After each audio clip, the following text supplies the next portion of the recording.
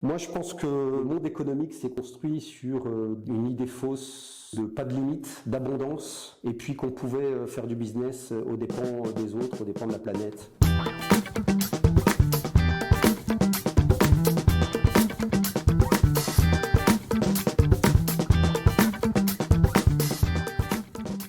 Alors le groupe Cheval, c'est une entreprise familiale qui est présidée par Jean-Pierre Cheval, c'est le petit-fils du fondateur. C'est une entreprise de taille intermédiaire qui fait un peu plus de 1000 salariés maintenant, 1000 collaborateurs, à l'échelle régionale, à l'échelle de la région Auvergne-Rhône-Alpes. En fait, on se proclame aménageur engagé, aménageur, parce que en fait, on s'est construit petit à petit en compilant et en assemblant tous les métiers qui nous permettent de prendre en charge l'aménagement d'un espace extérieur autour d'un bâtiment. Donc ça part de la déconstruction d'un bâtiment pour reconstruire la ville sur la ville, jusqu'au paysage, pour remettre de la vie dans nos espaces de vie et du végétal, et en passant par toutes les étapes, de terrassement, de réseau, etc.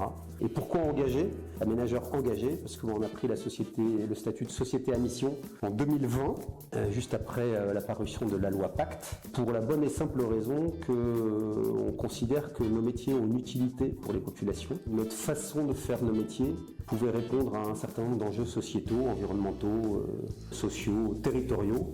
Et donc on est engagé dans la mise en place, dans l'utilisation de notre business, en partie pour l'intérêt général.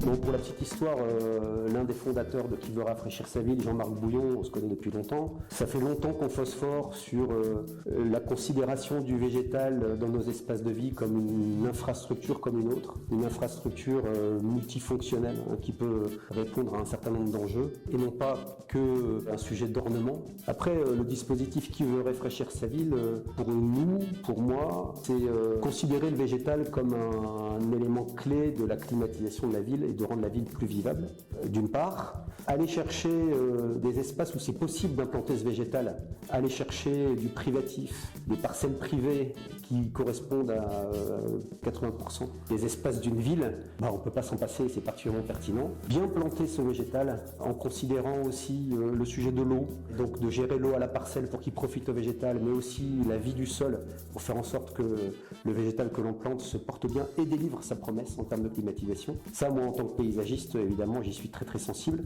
Et Qui veut rafraîchir sa ville associe ces deux sujets, qui rend évident le fait que on se rejoigne et que nous on participe à ce mouvement avec beaucoup de motivation. Moi, je pense que le monde économique s'est construit sur une idée fausse de pas de limite, d'abondance, et puis qu'on pouvait faire du business aux dépens des autres, aux dépens de la planète, etc.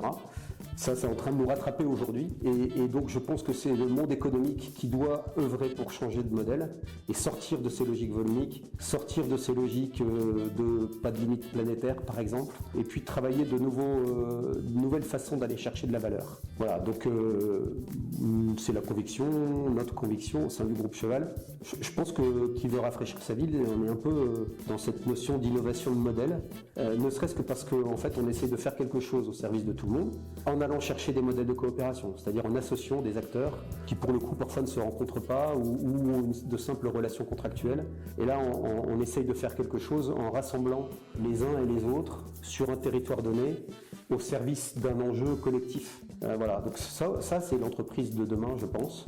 C'est de savoir travailler avec les autres, sortir des limites, des frontières, des silos, désiloter tout ça pour faire des choses différentes ensemble et au service de tous en fait.